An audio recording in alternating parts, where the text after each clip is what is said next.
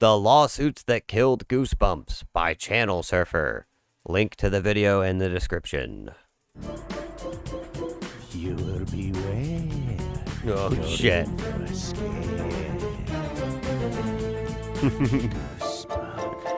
Dude, yeah, it's switching out healthy sugars for sweeteners is a For horrible those who thing. grew up I in the hate that. 1990s, the Goosebumps franchise was unavoidable. Originally released as a horror book series for children, Goosebumps quickly grew beyond the world of literature, spawning a television series, games, Dude, toys, Goosebumps scared the hell out of me as a kid. There was one I watched where they're all in a carnival, and like this kid, I can't even remember, they're like going through doors, and this kid loses his whole family. I don't know. It scared me so bad that I hid under a blanket. Motherfucker. What up? loads of merchandise. By the mid-90s, the Goosebumps brand was everywhere, raking in millions of dollars for its publisher Scholastic and its author R.L. Stine. But as the franchise exploded in popularity, a legal battle would manifest between Stine and Scholastic, which would ultimately lead to the franchise's downfall. Legal downfalls always piss me off. It's like whenever an IP is really good, but then it gets piecemealed off here and there. Oh, that's the worst thing in the world. R.L. Stine began his publishing career in the 1970s, serving as the editor for the teen humor magazine Bananas, which was published by Scholastic Press. Oh. In 1984, the magazine folded, and Stine was encouraged by his editors to dabble in young adult horror, a literary genre sweeping the book world. By the mid-1980s, authors like Christopher Pike and Lois Duncan had grown to prominence, writing paperback thriller novels aimed at teenagers. Stine took a crack at it, publishing Blind Date in 1986, followed by a string of standalone teen thrillers. As his work gained in popularity, Stine and his wife Jane set up a publishing company called Parachute Press. The company worked out a deal with Simon & Schuster to publish their new teen horror series Fear Street, with the first installment, The New Girl, being published in 1989. The series was presented in an anthology style, with each installment following different characters within the fictional town of Shadyside. The series depicted dark themes like murder, hauntings, and Dude, things in the 80s and the 90s were so fucking on the nose that, like, you would call him a clown. Phenomena. And by the early 1990s, Fear Street had soared in popularity to become one of the best-selling book series for young adults, with Stine releasing a new book every single month. Around this time, Stine was encouraged by his wife Jane to create a new horror series, Dude, this time aimed... If you did that today, if you were actually pumping out books like R.L. Stine, nobody would believe you and everybody would say you're AI. That's the sad world we're in today. If you were actually pumping out books like this, dude, nobody would fucking believe you. Aimed at children rather than teens. The result was Goosebumps, with Stine lifting the name from an ad he saw in TV Guide. Honestly, it's why I stopped writing, realistically, because I was writing a book, and then I was like, you know what? If I keep writing this thing, eventually people are just going to tell me it was AI anyway or some shit, so I'm not even going to do it. Like, I'm done. Like Fear Street, the Goosebumps books would be anthological in nature, with each installment featuring a child protagonist facing sinister supernatural forces. Goosebumps' target demographic was children ages 8 through 12, and in 1991, Parachute Press signed a deal with the Scholastic Corporation, allowing them to publish the first 6 Goosebumps books. While Parachute would own the series' trademark, the agreement gave Scholastic control over the book's non-publication rights, which would include adaptations, merchandise, and other licensing deals. Oh, damn. Additionally, Parachute agreed to a stipulation that said that R.L. Stine would be the sole writer of each installment in the series. The first 2 books, Welcome to Dead House and Stay Out of the Basement, were published by Scholastic in July of 1992. More installments quickly followed, but with limited promotion, the series was not a huge hit right off the bat. Say Cheese and Die was one I read, and that one made me laugh the whole time. It wasn't scary to me, but it was really fun. Goosebumps would benefit heavily from being included in Scholastic book fairs, which took place at various elementary schools across the country. Scholastic had begun doing book fairs in 1981, in which the company would deliver books to school libraries and display them for a full week, allowing students to browse and purchase them. The event was designed to raise I never had any money to buy Scholastic Book Fair books. I think I got to buy one time in my entire life. money for schools and promote literacy amongst grade school children, also serving as a valuable outlet for Scholastic to promote its books directly to kids. True. Within a year of its publication, Goosebumps had become a big hit at book fairs, with 1.8 million copies of the series in print by 1993. Is that like World Book Day for us? Possibly. It's basically this publisher shows up with like all the kids' books and all these different books, and it's not. No, you say you get a $1 or €1 token, and loads of books would be sold for €1. No, these are full priced books, full priced. And they show up and they're like, yeah, you can buy this $20 book. Yeah. It was always a week. It was never just a day too. Basically, we got a free book once a year. Yeah, no, we had to pay for them. Nothing was free. Stein was already a recognizable name with teen readers thanks to Fear cool. Street. Goosebumps helped him reach a younger demographic, delivering his signature spooky tales to an elementary school crowd. Many applauded Stein for creating content that got children reading. Others expressed concern that the horror themes present in these books were too scary for young readers. But regardless of what parents and critics thought, one thing was for certain. Children of the 90s loved to be scared, and Goosebumps was delivering the goods. Like if we went on any field trips, you had to pay for them. Any like sometimes roller skating would show up at the school, and like you could roller skate in the gym for like a week once a year, and you had to rent the roller skates. You had to pay for those. Yeah, nothing's free in school. Scholastic and lunch costs money. Parachute Press quickly renewed their contract, agreeing to publish more Goosebumps books written solely by Stein. And through word of mouth, Goosebumps' popularity grew immensely, with the books in the series consistently hitting the bestseller list. In addition to the original series, the first spin-off book was released in October of 1994, a short story collection entitled Tales to Give You Goosebumps. And the series overall was now outpacing sales of Fear Street. While Goosebumps had grown steadily in its first few years of publication, 1995 was the year that the series exploded in popularity. An interactive spin-off book series entitled Give Yourself Goosebumps was introduced, and between the original book series and its spin-offs, Scholastic was reportedly shipping out 4 million copies of free milk and corn every single month, weird combo. As the series now had over 70 million copies in circulation. Fall of 1995 would see the premiere of the Goosebumps television series, produced by Scholastic Productions. The pilot episode, an adaptation of the 11th Goosebumps book, The Haunted Mask, premiered in a primetime slot on the Fox network, before moving to its regular time slot on Friday afternoons during the Fox Kids block. The series received high ratings and positive viewer feedback. You said not corn, corn like weird croissant, like cornbread or something? Word. They took our free milk away. The bastards. Yeah, we didn't even have free milk. We had to pay for our milk, dude. Prompting the creation of yet another spin-off book series based on the TV episodes entitled Goosebumps Presents. In 1996, Scholastic began releasing episodes of the TV series on VHS, and the franchise was now expanding beyond books and TV, with various products being released bearing the Goosebumps logo. In July of 1996, Scholastic announced a $40 million deal with the Pepsi Company to promote Goosebumps through various Pepsi-owned products. Miniature Goosebumps books would be included in 30 million bags of chips, and millions of dollars worth of ads on TV would draw attention to the promotion. Goosebumps merchandise was being pumped out left and right, and brand exposure was higher than ever.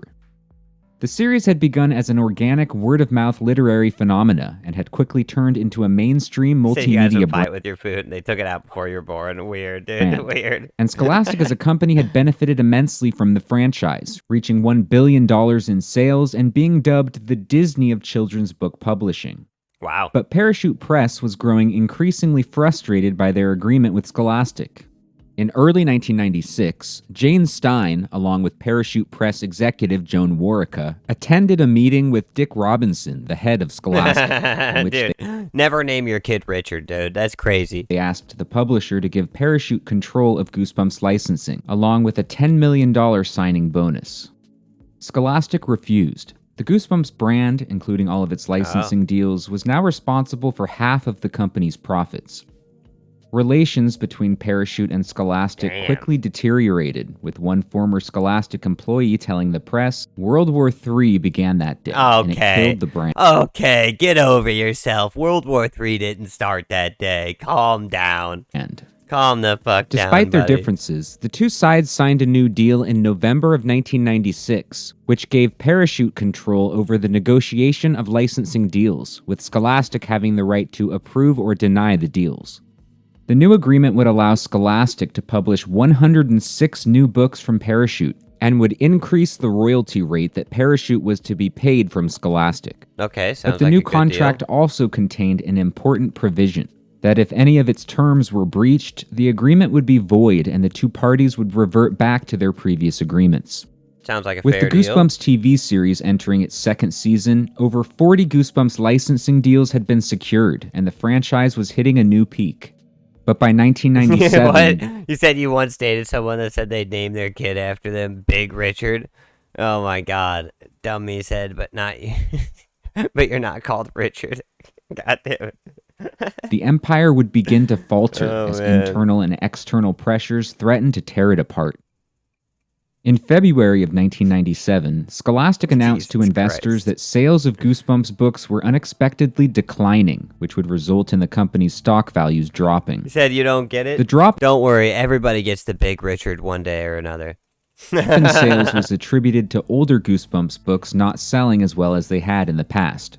With over 180 million Goosebumps books in print, it appeared that the book series had finally reached the ceiling of its success. The news hit investors hard, with Scholastic stock dropping 41%. The company's stockholders subsequently filed a lawsuit against Scholastic, charging that it knew about Goosebumps' declining sales months earlier but had deliberately concealed the information. While book sales had dipped, the Goosebumps franchise remained strong overall in 1997, as a Disney World theme park attraction opened and the TV series was Really? moved to Saturday mornings, becoming a top-rated show on the Fox Kids block. But Dude, by you know, mid-1997, Apparently they used to have a full, like, interactive Star Trek theme park thing. Dude, I would have loved to go to that. I'm not even gonna lie, dude. The nerd in me would have loved to see that. Like, dude, we need more theme parks that are just, you know what we need really is just for VR to be better. Once VR is better and we can just like fly around in Dragon Ball World or walk around in Star Wars, then that'll be awesome. One of these days, the VR headsets just kind of hurt to wear right now. relations between Scholastic and Parachute had completely soured.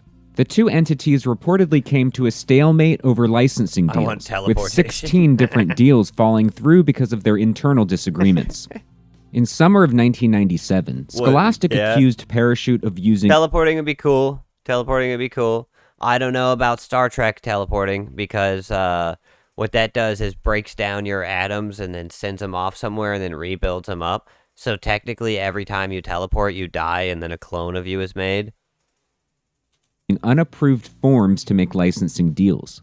Scholastic saw this as a violation of their contract, which they said gave them the right to void the current contract and revert back to previous terms.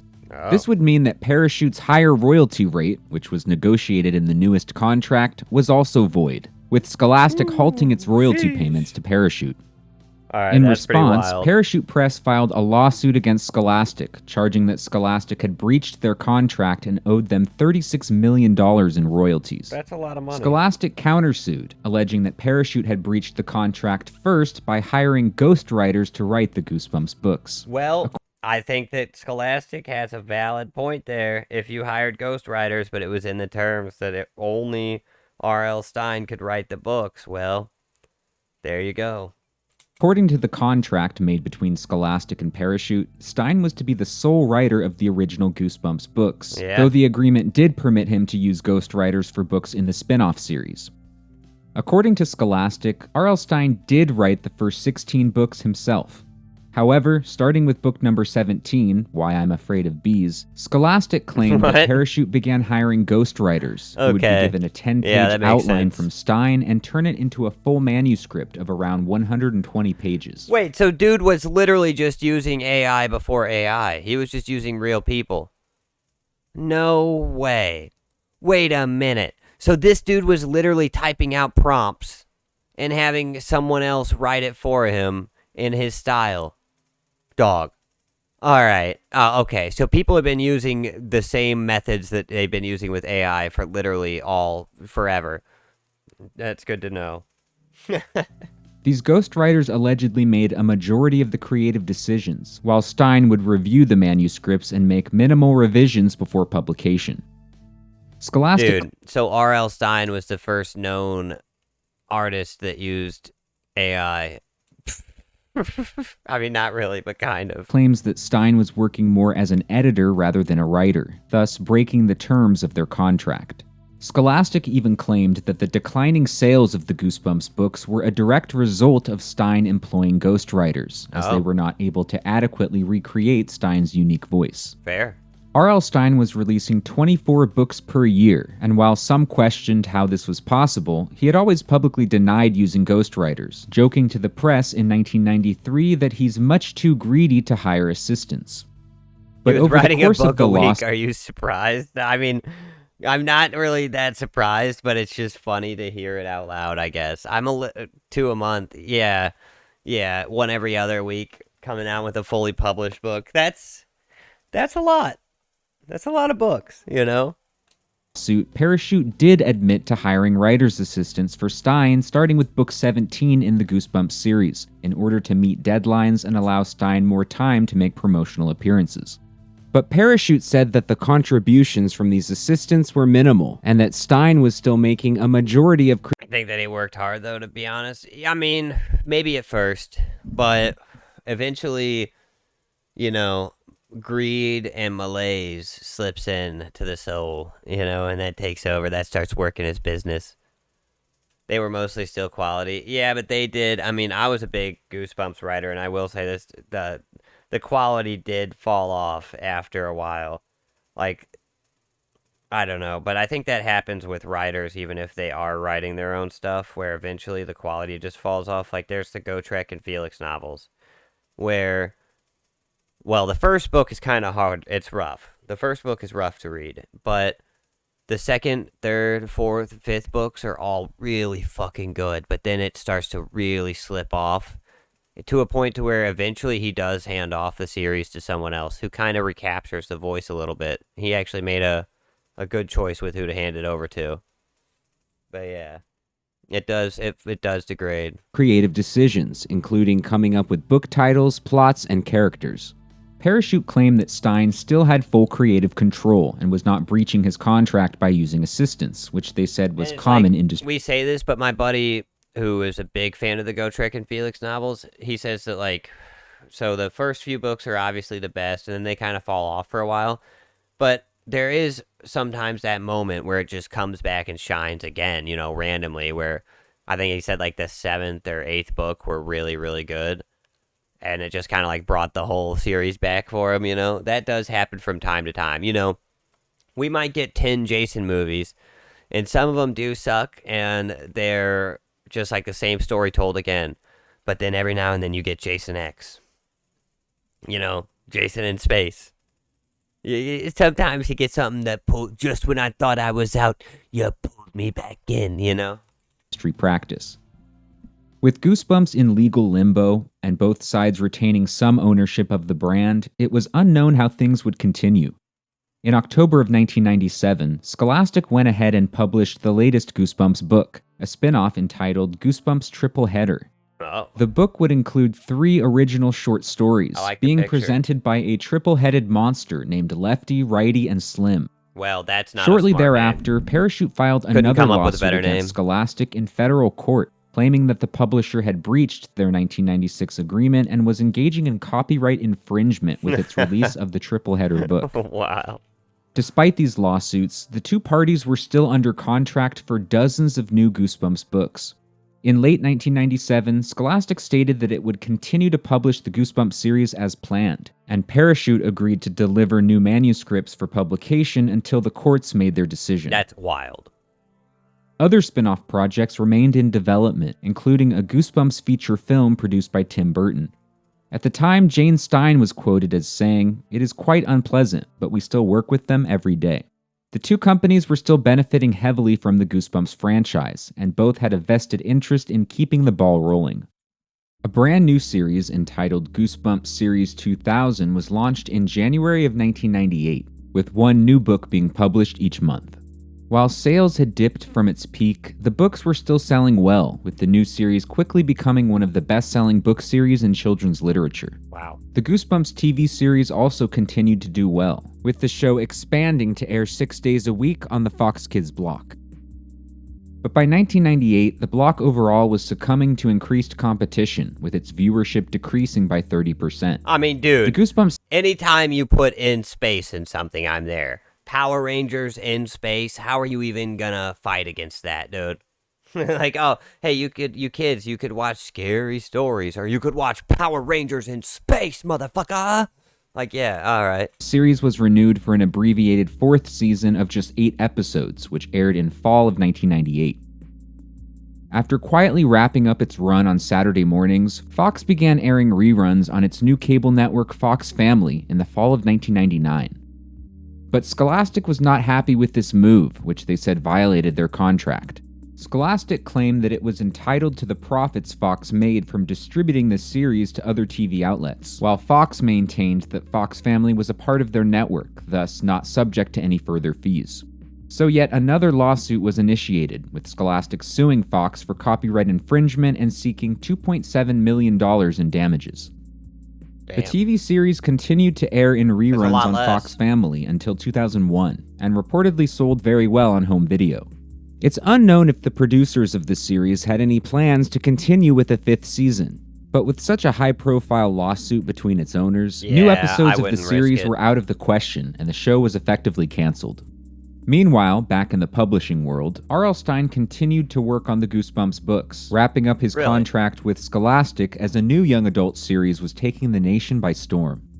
In 1997, Scholastic spent $100,000 to purchase the U.S. rights to a young adult novel entitled Harry Potter and the Philosopher's Stone. What? Thanks to positive $100,000? Oh my god, those guys had the best deal of all time. word of mouth, the Holy fantasy novel shit. became a huge hit in England, and the following year, Scholastic released J.K. Rowling's debut novel in America under the title Harry Potter and the Sorcerer's Stone. It's a weird choice. Matching its overseas success, the book It is quite telling that J.K. Rowling, you know, everybody wants to call her this or that.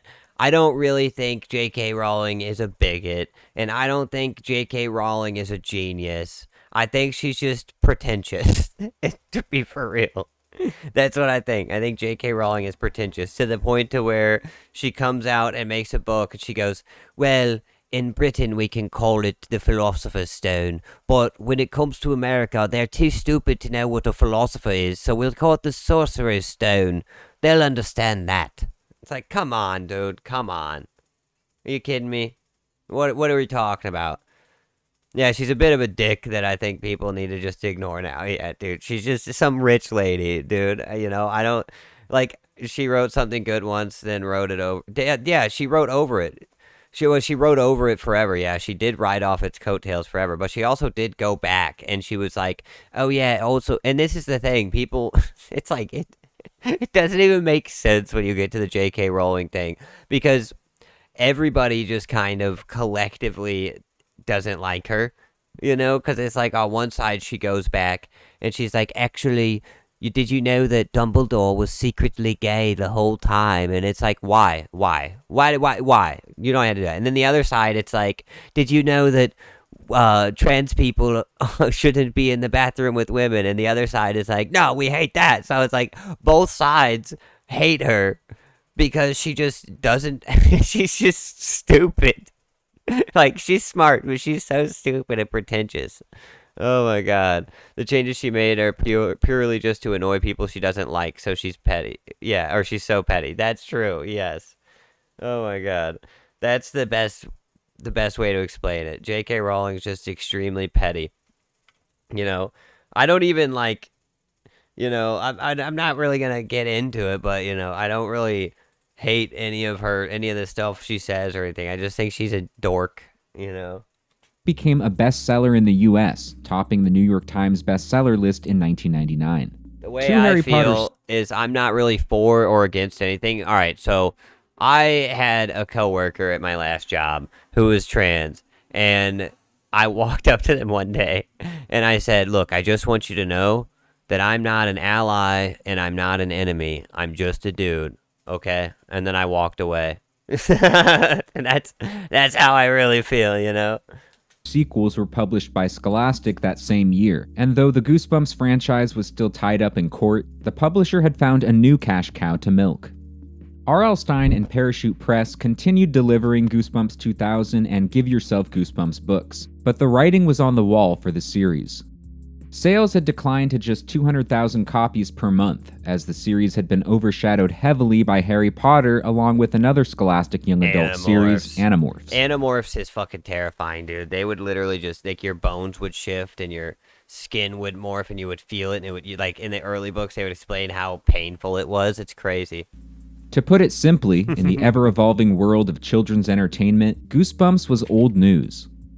Moving on from Scholastic, R.L. Stine and Parachute signed a new deal with HarperCollins, which would release Stine's new young adult horror series, The Nightmare Room, along with a brand new 12-book Goosebumps series entitled Goosebumps Gold. Yeah. HarperCollins initially planned to release both series in the year 2000, with the first Nightmare Room installment being released in August. But in late 2000, the release of Goosebumps Gold was postponed without explanation. Artist Tim Jacobus, who had created the cover art for most of the Goosebumps books, posted a page on his website promoting the Goosebumps Gold series for release in 2001. The website even gave a preview of the first two installments, but the series was canceled before its release, likely due to the ongoing litigation between Scholastic and Parachute about the rights to the series. After the final Goosebumps books were published in the year 2000, the series would lay dormant for several years. Scholastic's revenue continued to grow significantly with the Harry Potter series, now a global phenomena that had far surpassed Goosebumps' success. It wasn't until 2003 that the complex web of lawsuits plaguing the Goosebumps franchise finally came to a conclusion. First, in January of 2003, Parachute Press and Scholastic came to a settlement, with Scholastic agreeing to pay Parachute $9.65 million for the rights to Goosebumps and its trademark. That's not bad. And in June of that year, Scholastic lost its case against Fox regarding the airing of Goosebumps on the Fox Family Channel. The irony is that by the time these lawsuits were settled, much of the public interest in the Goosebumps franchise had died out. Yeah, As the book series ended in the year 2000 and the TV series stopped airing in 2001, Goosebumps had lost much of the potency that had made it so popular back in the 1990s. However, copies of Goosebumps books still existed in schools and libraries across the world, and new generations of young readers would continue to discover the series for the first time. In November of 2003, Scholastic began re-releasing books from the original series with slightly modified covers. Goosebumps continued to sell around 2 million copies per year, and the franchise overall received a boost when reruns of the TV series began airing on Cartoon Network in 2007. In 2008, Goosebumps was resurrected as Goosebumps Horrorland, a new book series with R.L. Stine at the helm.